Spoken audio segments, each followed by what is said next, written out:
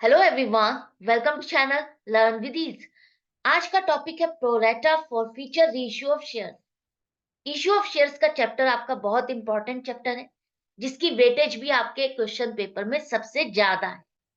तो उसका question in तीनों टॉपिक्स के बिना नहीं आएगा, और यही तीनों टॉपिक्स आपको समझ नहीं आ रहे, सबसे ज्यादा कंफ्यूज कर रहे हैं। तो अब करें क्या? अगर समझना चाहते हो, कंफ्यूजन दूर करना चाहते हो, ये किस्सा है क्या, इसे पूरा एक ही बार में समझना है, तो मेरे साथ वीडियो के एंड तक बने रहना, क्योंकि मैं आज सारे डाउट्स खत्म करने वाली हूँ। तो ऑनलाइन सेशंस अगर आप चाहते हो तो मुझे व्हाट्सएप कर सकते हो। इस नंबर पर अपना नाम और क्लास, आप मुझे टेलीग्राम पर भी फॉलो कर सकते हो। तो सबसे पहले समझो फॉरफीचर ऑफ शेयर्स है क्या, इसका मीनिंग क्या है, इसका मतलब क्या है। जब हम कोई प्रोडक्ट कोई ईएमआई से खरीदते हैं, कोई प्रोडक्ट ईएमआई पर खरीद रहे हो और उसकी पेमेंट आपको इंस्टॉलमेंट पर करनी है, हर एक महीने, हर महीने या एक पीरियड के बाद आप उसकी पेमेंट करते जाते हो। तो जब तक आप ईएमआई पे करते रहते हो तब तक तो ठीक है। लेकिन जिस इंस्टॉलमेंट की आपने पेमेंट नहीं की, या जब आपने किसी इंस्टॉलमेंट की पेमेंट नहीं की, उस टाइम क्या होता है? उस टाइम आपका वो प्रोडक्ट वो कंपनी वापस ले जाती है, और आपने जो अब तक पैसा दिया है वो भी वो रिफंड नहीं करती, वो भी आपका वेस्ट हो जाता है। उसी तरह से कंपनी क्या कर रही है, शेयर उसका एक तरह से प्रोडक्ट है, जिसे वो इंस्टॉलमेंट पर पेमेंट लेकर के बेच रही है।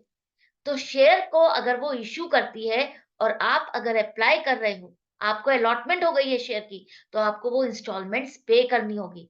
अगर आपने इंस्टॉलमेंट पे नहीं की, तो वहां पर कंपनी क्या करेगी, आपके शेयर्स को कैंसिल कर देगी। और जो अब तक आपने पैसा पे कर चुके हो, जमा कर चुके हो उस शेयर को खरीदने के लिए, वो पैसा भी आपका वेस्ट हो जाएगा। वो कंपनी रिफंड नहीं करेगी, आपका पैसा रख लेगी। अब इस केस में हम किस पॉइंट ऑफ व्यू से सोच करके, किस पॉइंट ऑफ व्यू से सोच के किसकी बुक्स में रिकॉर्ड करेंगे एंट्री? हमें कंपनी की बुक्स में रिकॉर्ड करनी है एंट्री। कंपनी की बुक्स में जर्नल एंट्रीज क्या बनेगी, आप वो सीख रहे हो। शेयर होल्डर के बुक्स में नहीं कर रहे हम कर रहे हैं कंपनी की बुक्स में। तो सबसे पहले देखो, अगर फॉरफीचर ऑफ शेयर्स होते हैं एट पार, मतलब जो शेयर्स आपने एट पार इशू किए, फेस वैल्यू पर इशू किए, कोई प्रीमियम नहीं ले रहे हो, जो उसकी फेस वैल्यू उसी पर ही आपने पब्लिक को ऑफर किए, तो यहां पर क्या होगा? अगर ऐसे शेयर फॉरफिट हो जाते, तो उस केस में क्या जर्नल एंट्री बनेगी? उस केस में आप एक बात सोचो, अगर शेयर कैंसिल हो रहे हैं, अगर आप शेयर इश्यू करते हो, शेयर पे जो पैसा आता जाता है वो हमारी क्या है, शेयर कैपिटल है। शेयर कैपिटल में एडिशन होता जाएगा ना, शेयर कैपिटल का बैलेंस आपका क्रेडिट होता है। जब जब आपसे शेयर, आपके पास शेयर होल्डर का पैसा आएगा, तो आप उसे शेयर कैपिटल में डालते जाते हो, शेयर कैपिटल अकाउंट में क्रेडिट करते जाओ। जितने शेयर्स का पैसा है वो शेयर कैपिटल में जा रहा है। अब आपके 10,000 शेयर्स हैं, वो आपने इशू कर दिए, अलॉट कर दिए। लेकिन उसमें से अगर 100 शेयर्स अगर आप अलॉट नहीं कर रहे, किसी ने पेमेंट नहीं की, तो आप उसको कैंसिल कर रहे हो। तो कैंसिल करने का क्या मतलब है? कि वो शेयर्स अब आप इशू नहीं कर रहे, वो शेयर्स आप नहीं बेच रहे, वो प्रोडक्ट आपका बेकार हो गया। यही है ना? तो अगर वो प्रोडक्ट बेकार हो गया, तो उससे रिलेटेड शेयर कैपिटल भी आपको वापस करनी होगी, डेबिट करनी होगी, वो हटानी होगी, कैंसिल करनी होगी। जो शेयर्स कैंसिल कर रहे हो, तो उनकी शेयर कैपिटल भी आपकी कैंसिल होगी, डेबिट हो जाएगी। कैसे होगी, कितनी होगी? देखो, जितने शेयर्स आप कैंसिल कर रहे हो, वो नंबर ऑफ शेयर्स फॉरफिटेड आप आएगा। और जो अमाउंट अब तक आप बुला चुके हो, मांग चुके हो, डिमांड कर चुके हो शेयर होल्डर से, उससे आप उसको मल्टीप्लाई करोगे। मान लो 10 रुपए का शेयर है, 10 रुपए में से अभी तक आपने शेयर होल्डर से 7 रुपए मांगे हैं। 2 रुपए एक बार, 3 रुपए एक बार, 2 रुपए एक बार। तो यहां तक उस आपने डिमांड कर चुके हो, सभी शेयर होल्डर से डिमांड कर चुके हो। तो यहाँ पर 7 रुपए अभी तक आप डिमांड कर चुके हो, 3 रुपए अभी बाकी हैं। लेकिन ये 7 रुपए वाले पॉइंट पर ही वो जो शेयर होल्डर है, जिसके शेयर आप फॉरफिट करने वाले हो, कैंसिल करने वाले हो, उसने आपको पेमेंट नहीं की। तो अब क्या करेगी कंपनी? जैसे ईएमआई के केस में जिस इंस्टॉलमेंट की आपने पेमेंट नहीं की, उसी टाइम पर आपको नोटिस आना शुरू हो गया कि आप पेमेंट कर दो, नहीं तो हम प्रोडक्ट ले जाएंगे। आप पेमेंट कर दो, नहीं तो हम प्रोडक्ट ले जाएंगे, आपकी पेमेंट कैंसिल हो जाएगी। तो उसी तरह से यहाँ पर भी, जब किसी इंस्टॉलमेंट की पेमेंट नहीं हुई, किसी कॉल की पेमेंट नहीं हुई, तो कंपनी ने क्या किया, उन शेयर्स को फॉरफिट किया और यहाँ तक जितना पैसा मांगा था, जितना पैसा वो मांग चुकी है, डिमांड कर चुकी है सारी पब्लिक से, सारे शेयर होल्डर से, उतने पैसे से आप शेयर कैपिटल को डेबिट करोगे। क्यों करेंगे? क्योंकि हम क्या करते हैं, पहले एंट्री क्या करते हैं, जो भी एंट्री हम पहली बनाते हैं वो ड्यू की एंट्री बनाते हैं। जैसे अलॉटमेंट की एंट्री आप बनाते हो तो क्या बनाते हो, equity share allotment account debit to share capital. तो आप मान के चलते हो जितने शेयर्स हैं उस पे आपको पूरा पैसा आ जाएगा, यही मान के चलते हो ना। तो वो ड्यू की एंट्री का मतलब है कि आपको 10,000 के शेयर्स अगर आप इश्यू कर रहे हो, ₹2 के हिसाब से आपको इतने रिसीव होने हैं, तो आपने एक अंदाजा लगा लिया, आपने एक अकाउंट खोल लिया कि मुझे अब नेक्स्ट इंस्टॉलमेंट में इतना पैसा मिलेगा, इतना पैसा मिल गया है। आप ये मान के चलते हो, शेयर कैपिटल अकाउंट को आप क्रेडिट कर देते हो पहले ही पूरे नंबर ऑफ शेयर्स से। उसके बाद आपको पता चलता है कि पैसा कितना आपके पास आया। 10,000 में से अगर 9900 शेयर्स पर आपको पैसा आया, 100 पर नहीं आया, तो हम क्या करेंगे? शेयर कैपिटल तो आपने पूरे 10,000 से क्रेडिट की हुई है। तो अगर 100 पर अगर आपको पैसा नहीं आया, तो वो अगर आप फॉरफिट कर रहे हो, तो शेयर कैपिटल भी आपको रिवर्स करनी होगी, कैंसल करनी होगी। तो डेबिट करेंगे हम number of shares forfeited multiplied by called up value पर शेयर, जितनी वैल्यू हम अभी तक मंगा चुके हैं। इसके बाद अगर उसने अलॉटमेंट का पैसा नहीं दिया, तो हमने अलॉटमेंट पर कितना पैसा डिमांड किया था? कितना पैसा, ₹2 अगर हमने अलॉटमेंट पर डिमांड किया, तो ₹2 के हिसाब से मल्टीप्लाई कर दो नंबर ऑफ शेयर्स को, जो फॉरफिट कर रहे हो वो अमाउंट आ जाएगी जो उसने पेमेंट नहीं की। अब जो हम यहाँ पर क्रेडिट कर रहे हैं, वो अकाउंट क्रेडिट कर रहे हैं जिस पर कंपनी को पेमेंट नहीं मिली। क्यों कर रहे हैं? क्योंकि आपने देखा, जब हमने ड्यू की एंट्री बनाई, तो क्या एंट्री बनाई? शेयर अलॉटमेंट अकाउंट डेबिट, पूरे 10,000 की आपने ड्यू की एंट्री बनाई और शेयर कैपिटल अकाउंट को भी आपने क्रेडिट किया, पूरे अमाउंट 10,000 शेयर्स के लिए बनाई। लेकिन जिस तरह से आपने शेयर कैपिटल को रिवर्स किया है, क्योंकि पेमेंट आपको नहीं मिली, उसी तरह से यहाँ पर भी जो आपके डेबिट में, अलॉटमेंट अकाउंट में डेबिट में ड्यू की एंट्री डली हुई है, आप मान के चले कि पूरे 10,000 पे आ गई, लेकिन पेमेंट 9900 की आई और आपको पता चल गया ये पेमेंट आएगी भी नहीं, कैंसिल हो गई है, ये शेयर्स ही कैंसिल हो गए। तो हमें अलॉटमेंट अकाउंट भी तो ये खत्म करना होगा अननेसेसरीली, ये अब वरना 100 शेयर्स का बैलेंस शो करता रहेगा। तो हमें इसको भी वापस से क्रेडिट करना है, क्योंकि हमने पहले डेबिट किया था, डेबिट में से 9900 शेयर्स का पेमेंट आ गई, 100 का बैलेंस वो अभी भी शो कर रहा है। तो उसको कैंसिल करने के लिए हम उतने का यहाँ पर क्रेडिट कर देंगे, ताकि ये अमाउंट आपकी खत्म हो जाए। तो जितना पैसा आपके पास उस शेयर होल्डर से नहीं आया, आप उन कॉल का पैसा यहाँ पर क्रेडिट करोगे।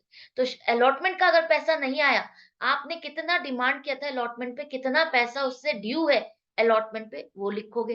कॉल का पैसा अगर उसने नहीं दिया, तो कॉल का पैसा अगर नहीं दिया तो कितना नहीं दिया, वो आप दिखाओगे। ये दो तो आपको समझ में आ गई। जिस पॉइंट तक जिस पॉइंट तक कॉल्ड अप हो रहा है और उस कॉल्ड अप के बाद अगर फॉरफिट किया, फॉरफिट जिस पॉइंट पर कर रहे हो, उस पॉइंट तक कंपनी कितना पैसा मंगा चुकी है पब्लिक से, शेयर होल्डर से, वो पॉइंट आपको देखना है। उस पॉइंट तक उसने कितनी कॉल्स की पेमेंट नहीं की। अगर अलॉटमेंट की पेमेंट नहीं की तो आप लिखोगे, कॉल की पेमेंट नहीं की तो वो आप लिखोगे। अगर सिर्फ कॉल की पेमेंट नहीं की तो सिर्फ कॉल लिखोगे। उसके बाद बारी आती है share forfeiture account. Share forfeiture account का मतलब है वो पैसा जो आपके पास आ चुका है, जो आपके पास उस शेयर होल्डर ने पे कर दिया है, जो अब तक आप रिसीव कर चुके हो, जो आपने शेयर बेचा और उस पर जो इंस्टॉलमेंट आपको मिल चुकी है, वो पैसा अब कंपनी फॉरफिट कर रही है, जब्त कर रही है, उसको रिफंड नहीं करेगी। तो अब तक अगर उसका एप्लीकेशन का पैसा तो आपके पास आ ही जाता है, एप्लीकेशन का पैसा आपके पास आ चुका है, तो आप उसको वो वापस रिफंड नहीं करने वाले, वो आप अपने पास रखोगे। तो ये क्या है, एक तरह से कंपनी की इनकम है कि शेयर भी कैंसिल कर दिए और जो पैसा आया था वो भी रख लिया। समझ में आया? तो अब इसको एक एग्जाम्पल के साथ समझो कि कैसे इसको कैलकुलेट करोगे। मान लेते हैं गोपाल, जिसके पास 100 शेयर्स थे, ₹10 का एक शेयर है, कंपनी ने जियो की ₹3 एप्लीकेशन, ₹2 अलॉटमेंट और ₹2 फर्स्ट कॉल पे मांगे थे। लेकिन ये शेयर होल्डर ₹2 फर्स्ट कॉल के नहीं दे पाया, इसके शेयर्स को फॉरफिट कर लिया। अब आपको बतानी है एंट्री क्या हो। अब यहाँ पर देखो, आपको शेयर कैपिटल अकाउंट को डेबिट करना है। शेयर कैपिटल अकाउंट को डेबिट हम किस अमाउंट से करेंगे? जिस पॉइंट पर इसके शेयर्स फॉरफिट किए जा रहे हैं। इसके शेयर्स कब फॉरफिट किए जा रहे हैं? 10 रुपए का शेयर है, लेकिन यहाँ पर एप्लीकेशन पर 3 रुपए, 2 रुपए अलॉटमेंट और फर्स्ट कॉल 2 रुपए की बात हो रही है, मतलब सिर्फ 7 रुपए की बात हो रही है। तो इसका मतलब 7 रुपए जहां तक जब तक मांगे, तब तक तो वो शेयर होल्डर था। कंपनी उससे मांग रही थी, डिमांड कर रही थी।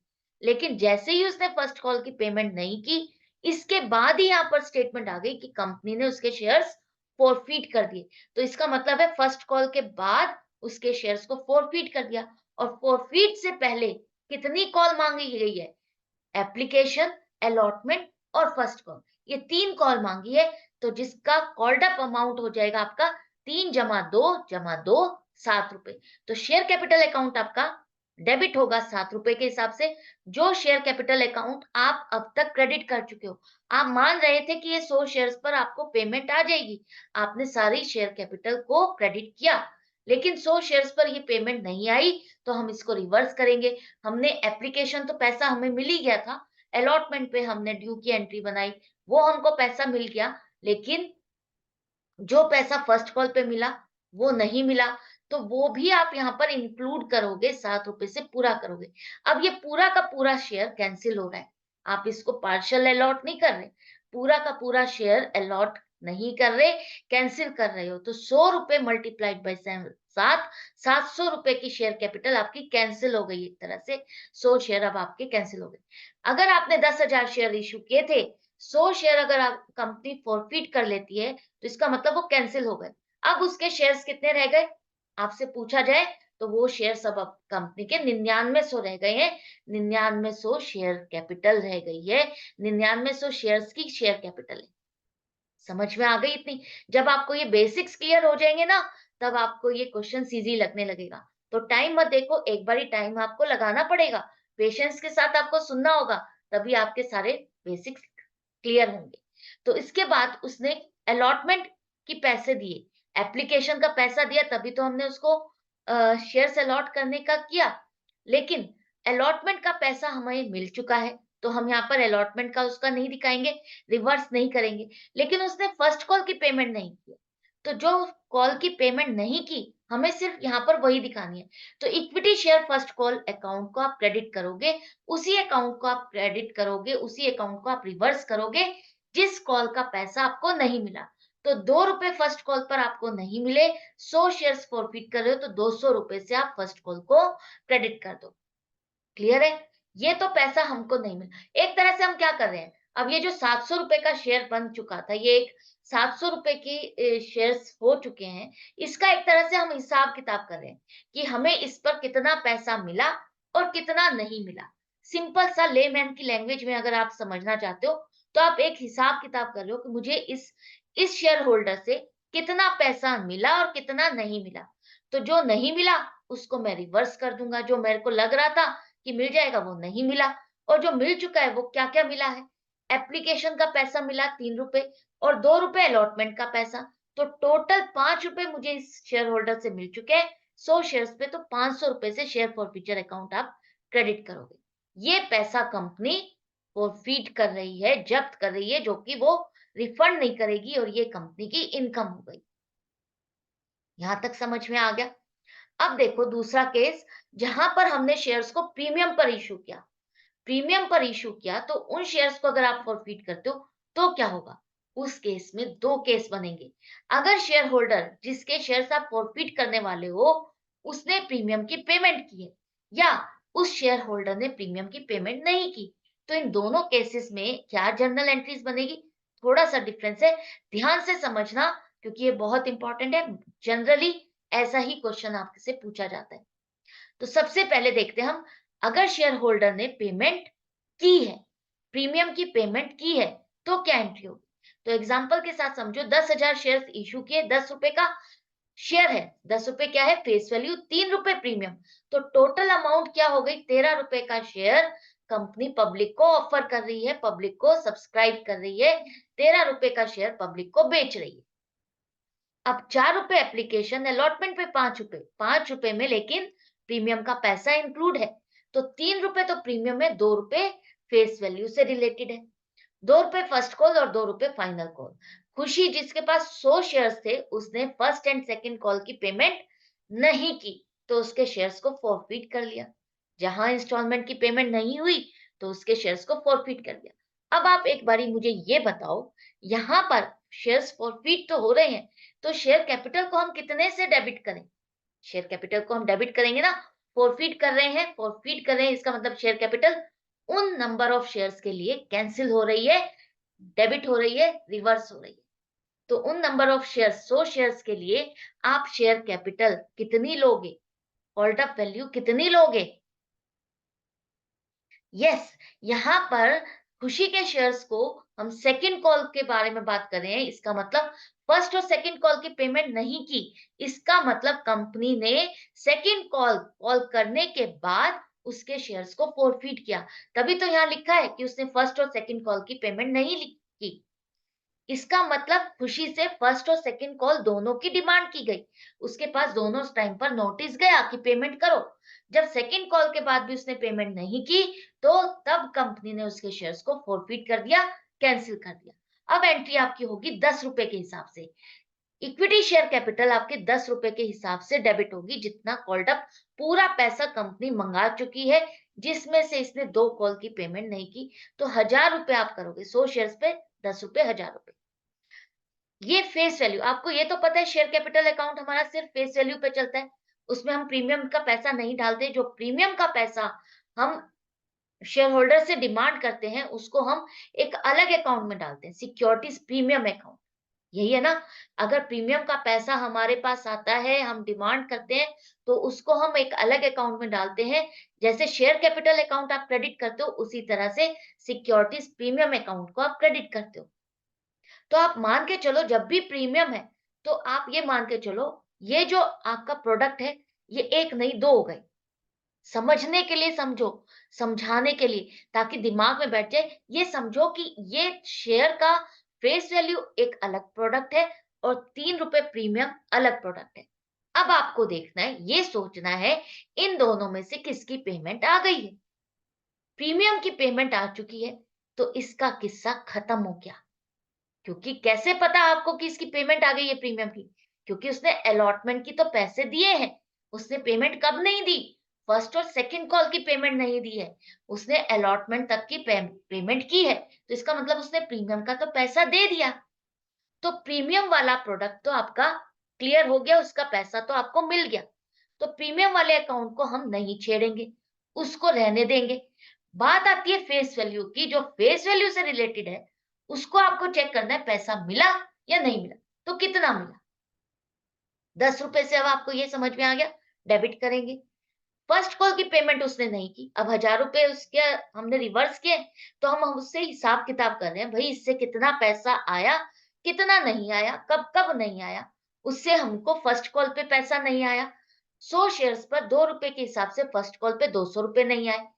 फाइनल कॉल पर 100 शेयर्स पे 2 रुपए के हिसाब से 200 रुपए नहीं आए। पैसा आया कितना इससे? 4 रुपए तो उसने एप्लीकेशन पे किए, और अलॉटमेंट पर फेस वैल्यू देखो, प्रीमियम का पैसा नहीं। मैंने अभी बताया, प्रीमियम आपका एक अलग प्रोडक्ट लेके चलो, कि वो एक अलग प्रोडक्ट है, उसकी पेमेंट आपको आ गई, उसको हटा दो, उसका किस्सा खत्म हो गया। तो 4 रुपए एप्लीकेशन, 2 रुपए बचा अलॉटमेंट, अलॉटमेंट का 2 रुपए भी आपको मिल गया। तो 6 रुपए उसने पेमेंट कर दी है। 10 रुपए में से 6 रुपए आपको मिल चुके, 4 रुपए आपको नहीं मिले। तो 6 रुपए के हिसाब से 100 शेयर्स पर 600 रुपए उसके फॉरफिट हो गए, आपने रिफंड नहीं किए। तो अब यहाँ पर आपको क्या समझ में आया? जब शेयर होल्डर प्रीमियम पे कर देता है और उसके शेयर्स आप फॉरफिट कर रहे हो, प्रीमियम की पेमेंट आ चुकी है, तो हम उस प्रीमियम को नहीं डिस्टर्ब करेंगे। सिक्योरिटीज प्रीमियम अकाउंट आपका रिवर्स नहीं होगा। सिक्योरिटीज प्रीमियम का अकाउंट, प्रीमियम का पैसा फॉरफीचर में नहीं जाएगा। तो इसका मतलब क्या है? फॉरफीचर अकाउंट भी आपका फेस वैल्यू बेस्ड चलेगा, शेयर कैपिटल बेस्ड चलेगा। आपका प्रीमियम से इसका कोई लेना देना नहीं है। तो प्रीमियम का पैसा फॉरफीचर में नहीं डालोगे। जो सबसे बड़ी गलती करते हो, वो यही कि प्रीमियम का पैसा भी आप फॉरफीचर में डाल देते हो। नहीं डलेगा, ये हमेशा फेस वैल्यू पर मेंटेन रहेगा, शेयर कैपिटल जो आपकी फेस वैल्यू चलती है उसी पर आपको देखना है कितना पैसा उससे मिल चुका है। यहां तक समझ में आ गया। अब दूसरा किस्सा, जहां शेयर होल्डर प्रीमियम की पेमेंट नहीं करता, तो अब हमारी दोनों प्रोडक्ट हो गए, एक फेस वैल्यू वाला और दूसरा प्रीमियम। हमें दोनों की पेमेंट नहीं मिल रही, क्या करें अब, कैसे करेंगे इसकी एंट्री के लिए? अब देखो, वही क्वेश्चन जो हमने किया था यहाँ पर, वही क्वेश्चन है। यहाँ पर खुशी ने, जिसके पास 100 शेयर थे, अब यहाँ पर हम ये मान के चल रहे हैं कि उसने अलॉटमेंट पर भी पैसा नहीं दिया, फर्स्ट और सेकंड कॉल का भी पैसा नहीं दिया, मतलब कि सिर्फ एप्लीकेशन का पैसा आया है। तो अलॉटमेंट का पैसा नहीं आया, फर्स्ट कॉल सेकंड कॉल तीनों पर पैसा नहीं आया, अलॉटमेंट पर जो प्रीमियम मिलना था वो भी उसने नहीं दिया। तो अब क्या एंट्री होगी? तो आपकी शेयर कैपिटल कितने से रिवर्स होगी? सेकंड कॉल के बाद, सेकंड कॉल तक उससे डिमांड की गई है, तभी यहाँ पर लिखा है। तो इसका मतलब हम पूरे 10 रुपए से शेयर कैपिटल को क्या करेंगे? डेबिट करेंगे। हमेशा याद रखना, शेयर कैपिटल अकाउंट के बारे में बात हो रही है तो वो फेस वैल्यू से रहेगी। फेस वैल्यू में कितना पैसा कंपनी डिमांड कर चुकी है, फोर फीचर के पॉइंट तक आपको वो देखना है। फोर फीचर के पॉइंट तक आप कितना पैसा उस शेयर होल्डर से डिमांड कर चुके हो, आपको सिर्फ इतना देखना है। तो हमारा इस शेयर होल्डर से हमने 10 रुपए पूरे मांग चुके हैं। 10 रुपए मांगने पर उसने पेमेंट सिर्फ और सिर्फ 4 रुपए की है, बाकी 6 रुपए की पेमेंट नहीं की। तो हम पूरा का पूरा 10 रुपए से इसको रिवर्स करेंगे, 1000 रुपए हमारी शेयर कैपिटल कैंसिल हो गई। इसी तरह से जो हमें इस शेयर होल्डर से 3 रुपए मिलने थे प्रीमियम के, हमने वो जब इंस्टॉलमेंट ड्यू हुई तो हमने प्रीमियम का पैसा सिक्योरिटीज प्रीमियम अकाउंट में डाला था। अब वो पैसा भी नहीं मिला तो हम इस प्रीमियम के पैसे को भी कैंसिल कर देंगे। जिस तरह से मैंने अभी आपको बताया ना, ये दोनों प्रोडक्ट आप अलग अलग लेके चलोगे तो आपको क्वेश्चन ज्यादा अच्छे से समझ में आएगा, इजी रहेगा आपके लिए। तो यहाँ पर फेस वैल्यू भी नहीं मिली, प्रीमियम का पैसा भी नहीं मिला, तो ये भी आप रिवर्स करोगे, डेबिट करोगे, क्योंकि हम इसकी भी ड्यू की एंट्री बना चुके। वो पैसा नहीं मिला तो ये भी कैंसिल होगा। 100 शेयर्स पर 3 रुपए हमें नहीं मिले तो यहाँ पर आप डेबिट करोगे। ये क्लियर हुआ? अब 1300 रुपए का अब आप हिसाब किताब करो कि आपको इसमें से क्या मिला और क्या नहीं मिला।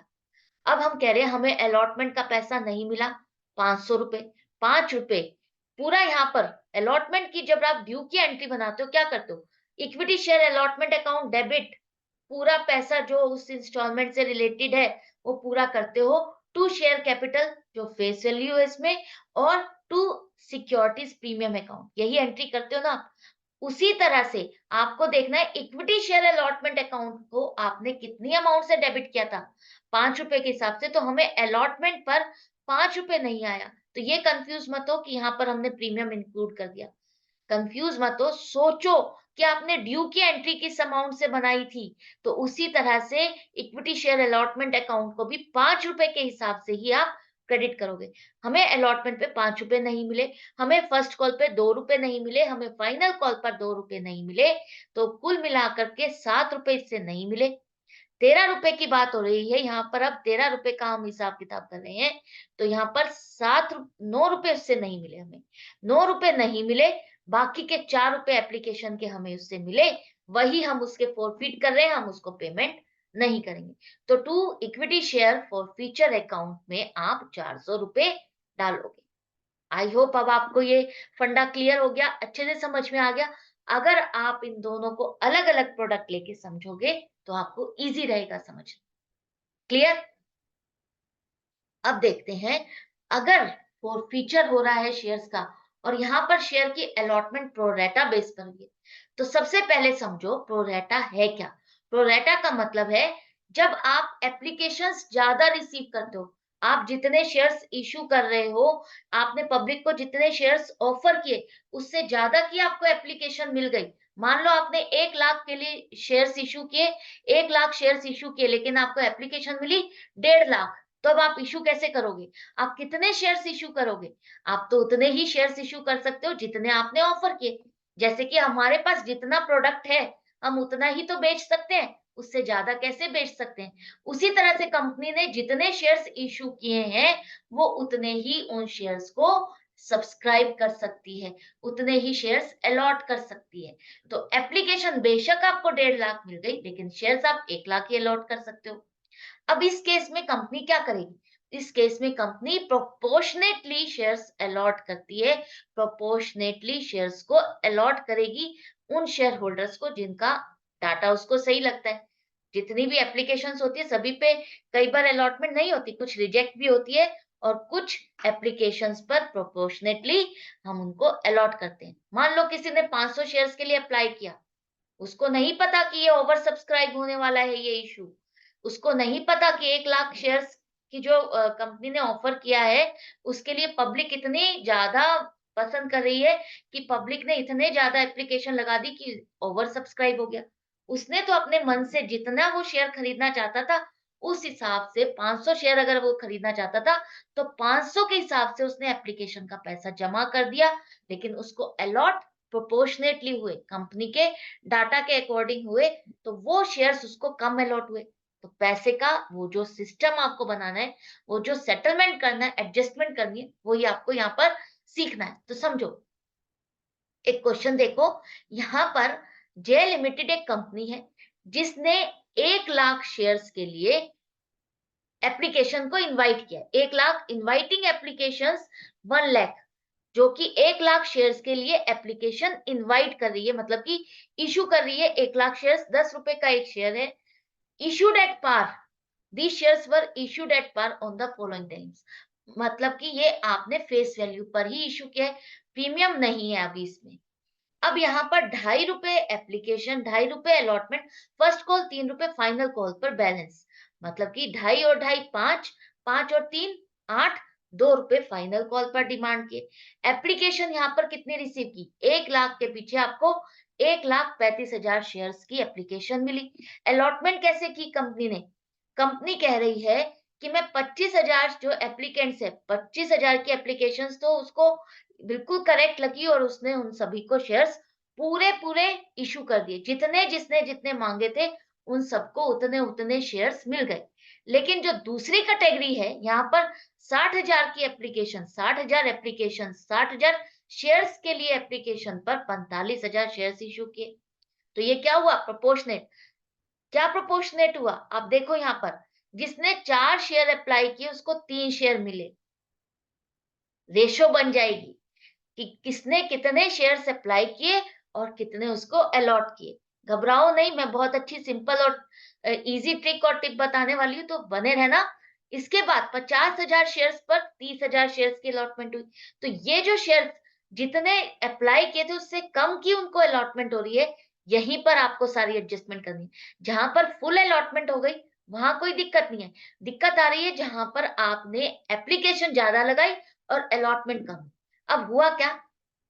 कंपनी क्या कह रही है कि मैं पैसा रिफंड नहीं करूंगी, किसी का पैसा रिफंड नहीं कर रही। जो जिसका पैसा एप्लीकेशन पर आ गया है, ज्यादा पैसा जितना भी आ गया है, उसे वो आगे अलॉटमेंट की इंस्टॉलमेंट पे एडजस्ट कर लेगी। अब जो मुझे आगे इंस्टॉलमेंट अलॉटमेंट पे पैसा डिमांड करना है शेयर होल्डर से, उसमें वो पैसा एडजस्ट कर लिया जाएगा। अब shares were fully called and paid up, मतलब कि यहाँ पर कंपनी ने पूरे 10 रुपए डिमांड कर लिए हैं, सभी शेयर होल्डर से 10 रुपए डिमांड कर लिए, except the amount of allotment first and final call not paid by those who applied for 4,000 shares. यहाँ पर सबसे पेमेंट आ गई, कंपनी ने कॉल भी पूरी कर ली, सबसे पेमेंट भी पूरी आ गई, लेकिन एक शेयर होल्डर है जिसने 4,000 शेयर्स के लिए अप्लाई किया था। इस वर्ड को ध्यान से रीड करना, यहाँ पर लिखा है अप्लाइड फॉर 4,000 शेयर्स, और वो कौन सी कैटेगरी का है? ये 3 कैटेगरी हो गई आपके शेयर होल्डर्स की। वो कौन सी कैटेगरी का है? जहां पर 50,000 एप्लीकेशन पर 30,000 शेयर्स अलॉट किए गए, वो इस कैटेगरी का है जहां पर उसने अलॉटमेंट फर्स्ट और फाइनल कॉल तीनों की पेमेंट नहीं की। कंपनी ने उसके शेयर्स को फॉरफीट कर दिया और बाद में रीइश्यू किया। पहले फॉरफीचर का समझो, रीइश्यू उसके बाद। तो सबसे पहले अगर क्वेश्चन में कैश बुक भी बनाने को आती है तो कैसे करोगे एंट्री? वही जर्नल एंट्री है, कैश बुक आपको बनानी आती है, क्लास 11 में सीख चुके हो। तो जो भी कैश या बैंक की एंट्री होगी आपकी कैश बुक में आती है। तो जो आज कैश डेबिट हो रहा है तो यहाँ आएगा, क्रेडिट हो रहा है तो आपका यहाँ शो करोगे। जनरली आपकी जो भी शेयर्स की ट्रांज़ैक्शन होती है, वो बैंक की ट्रांज़ैक्शन होती है। कैश की ट्रांज़ैक्शन नहीं होती, तो कैश बुक में आपका सिर्फ़ बैंक का कॉलम बनता है। तो सबसे पहले एंट्री आपकी क्या आएगी, इस क्वेश्चन को सॉल्व करो। 1 लाख एप्लीकेशन आपने ऑफर की थी, लेकिन एप्लीकेशन मिली कितनी है आपको, ये ध्यान रखना है। 1,35,000 एप्लीकेशन मिली है।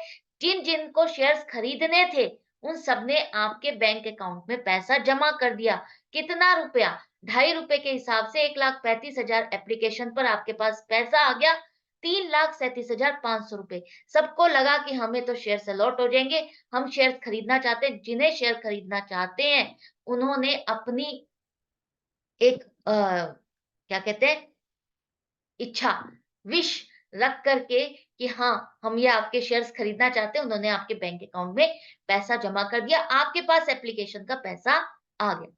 जब भी कंपनी शेयर्स को इश्यू करती है, तो उसे नहीं पता कि वो 1 लाख इश्यू कर रही है, तो पूरे के पूरे 1 लाख पर उसको पैसा आ जाएगा। पब्लिक को अच्छा लगेगा, पब्लिक पूरे के पूरे शेयर्स खरीदना चाहेगी। ना ही पब्लिक को पता होता है कि उस वो जिस शेयर्स को परचेज़ करना चाहता है, उसके लिए कंपनी के पास कितनी एप्लीकेशन जाने वाली है। तो यहाँ पर ना तो कंपनी को पता है, ना ही शेयर होल्डर को।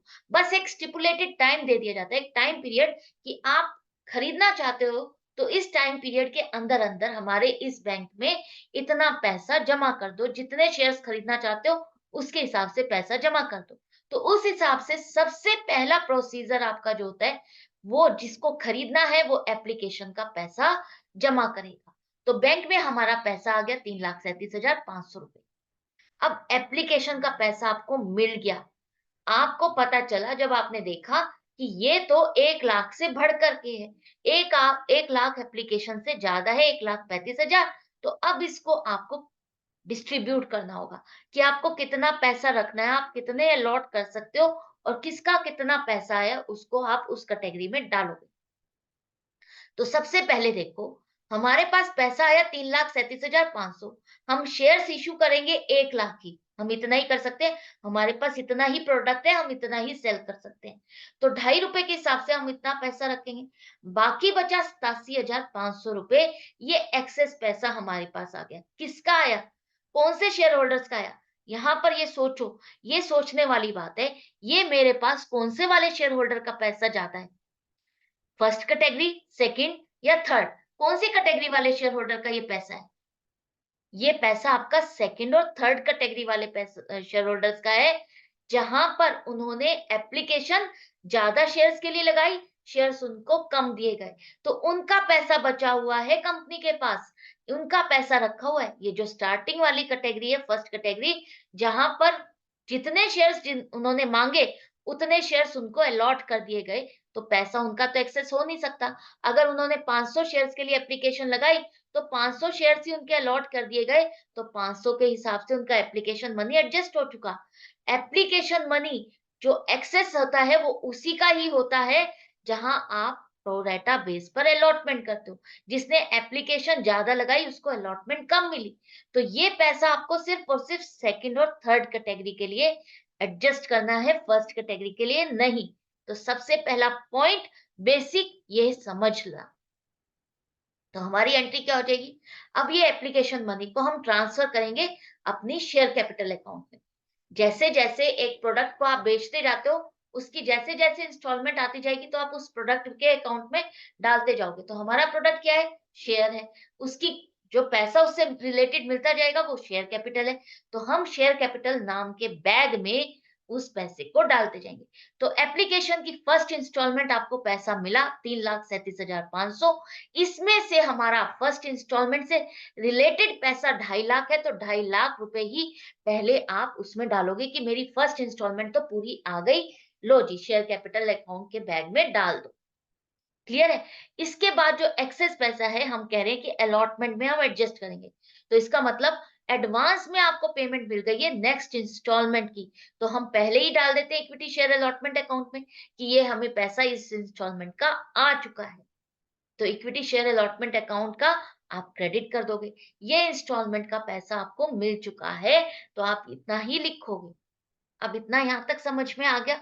इसके बाद अब आपका आती है बारी अलॉटमेंट की।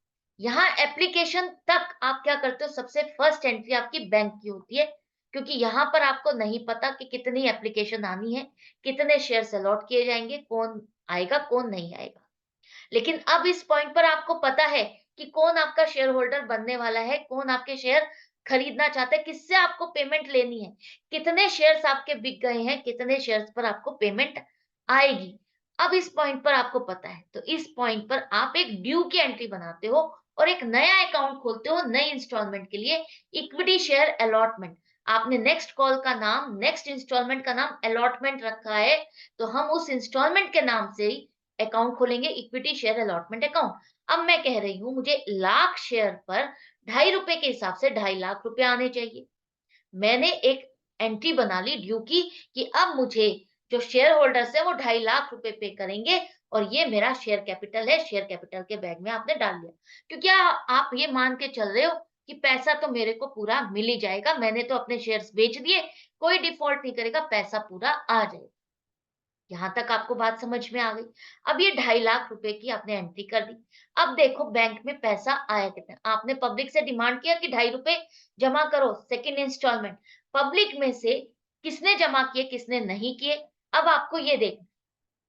यहाँ पर आपके पास सभी से पेमेंट आ गई, सभी से पेमेंट आ गई, लेकिन एक शेयर होल्डर जिसने 4,000 शेयर्स के लिए अप्लाई किया था, अप्लाई की बात हो रही है, लेकिन आपको उस ये नहीं पता कि उसको शेयर्स अलॉट कितने किए गए, उसको शेयर्स अलॉट कितने किए गए थे। अगर उसने फोल्ड किया है तो उसको कितने शेयर्स अलॉट किए गए थे कि उससे अलॉटमेंट का पैसा नहीं मिला, आपको ये निकालना है। क्योंकि अलॉटेड शेयर्स पर ही तो अलॉटमेंट का पैसा मांगोगे, अप्लाइड शेयर्स पे नहीं ना। 60,000 एप्लीकेशन अगर आपने लगाई है तो 60,000 के अलॉटमेंट का पैसा नहीं दोगे अब आप। आपको अगर 45,000 शेयर्स अलॉट हुए हैं तो 45,000 पर ही अलॉटमेंट का पैसा आप पे करोगे, यही करोगे ना। तो 4,000 के शेयर्स अप्लाइड हैं। ये कौन सी कैटेगरी है, आपकी थर्ड कैटेगरी, जहां पर 50,000 शेयर्स पर 30,000 शेयर्स अलॉट किए। आपको निकालना है 4,000 शेयर्स अप्लाई करने पर अलॉटमेंट कितने शेयर्स की हुई। तो सिंपल सा टिप और ट्रिक समझो। एक साइड पे लिखो एप्लीकेशन, दूसरी साइड पर लिखो अलॉटेड। ये कौन सी कैटेगरी का है, 50,000 एप्लीकेशन पर 30,000 अलॉटमेंट। आपके पास नंबर है अप्लाइड वाला, आपको पता है कि अप्लाइड कितने शेयर्स है तो 4,000 लिखो, लेकिन अलॉटेड नहीं पता, वहां लगा दो क्वेश्चन मार्क। आपको ये नंबर निकालना है, और जहां आपने क्वेश्चन मार्क लगाया है उस वाले नंबर को ऊपर लिखो 30,000, और नीचे लिखो अब आप एप्लीकेशन वाला मल्टीप्लाइड बाय 4,000 करो। तो आपके पास नंबर ऑफ शेयर्स आ गए अलॉटेड, मतलब ये शेयर होल्डर जिसने 4,000 के लिए एप्लीकेशन लगाई थी, उसको सिर्फ 2,400 शेयर्स ही अलॉट किए गए, उसको 2,400 शेयर्स ही अलॉट किए गए। तो अब देखो इसका पैसा कितना हमारे पास आया हुआ है, क्योंकि मैंने आपको बताया था जो हमारे पास 87,500 रुपए एक्स्ट्रा आया हुआ है, वो उन्हीं शेयर होल्डर्स का है जिनको प्रोरेटा बेस पर अलॉटमेंट हुई है। करेक्ट। तो 2.5 लाख अब आपको अलॉटमेंट पे लेने थे, एडवांस का पैसा आप एडजस्ट कर चुके हो, 1,62,500 आपको लेना है। लेकिन आपको ये जो एडवांस का पैसा आपने जो रखा हुआ है, इसमें से इस शेयर होल्डर का पैसा कितना आपके पास एक्स्ट्रा आया हुआ है वो आपको चाहिए निकालना होगा। क्यों, देखो 4,000 शेयर्स पर हमको ₹2.5 के हिसाब से उसने 10,000 रुपए की पेमेंट की एप्लीकेशन के टाइम पर। हमने शेयर्स उसको कितने अलॉट किए, 2,400। तो 2,400 पर आप ₹2.5 के हिसाब से एप्लीकेशन का पैसा रखोगे 6,000 रुपए। 6,000 रुपए रखने के बाद आपके पास इसका एक्स्ट्रा पैसा कितना बचा, 4,000 रुपए, जो आप नेक्स्ट इंस्टॉलमेंट अलॉटमेंट में एडजस्ट कर रहे हो।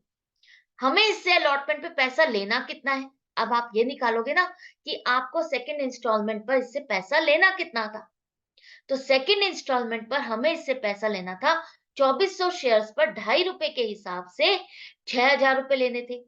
6,000 रुपए में से 4,000 रुपए तो ऑलरेडी हमारे पास इसके एक्सेस आए हुए हैं, तो ये एडजस्ट होने के बाद 2,000 रुपए जो उससे नहीं आए, बाकी वही तो बचा। तो इसका मतलब क्या है, एक तरह से एप्लीकेशन का पैसा उससे पूरा आ गया, और अलॉटमेंट का भी पैसा जो 6,000 रुपए लेने थे उसमें से 4,000 रुपए तो आपके पास आ चुके हैं, बाकी के 2,000 रुपए के लिए ही उसने फोल्ड किया है।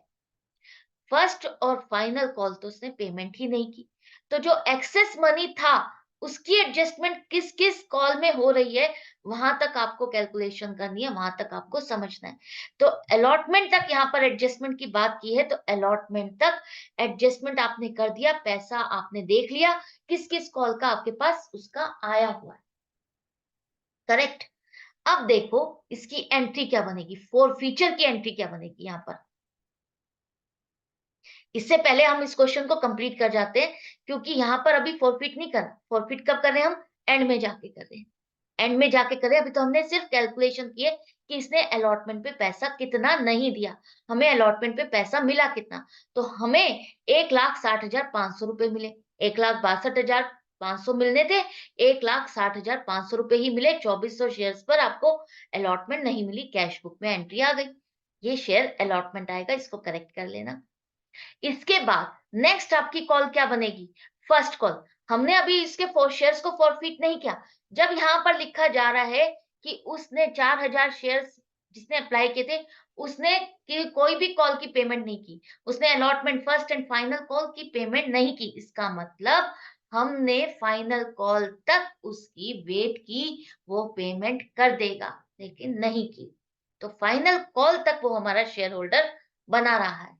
तो आपकी नेक्स्ट कॉल, जब फर्स्ट कॉल की आप ड्यू की एंट्री बनाओगे तो क्या बनेगी, equity share first call account debit. अब कितने रुपए मांगने आपको, 3 रुपए। और 3 रुपए पूरे 1 लाख शेयर पर आप डिमांड करोगे, 3 लाख रुपए। अभी आपको लगता है कि ये वाला शेयर होल्डर आपको पे कर देगा, अभी आपने फॉरफिट नहीं किए, पूरे के पूरे अभी आपके शेयर से 1 लाख, करेक्ट। तो 3 लाख रुपए आपका फर्स्ट कॉल, और इक्विटी शेयर कैपिटल में आप मान के चल रहे हो पेमेंट आ जाएगी, और आपने 3 लाख से इसको क्रेडिट कर दिया।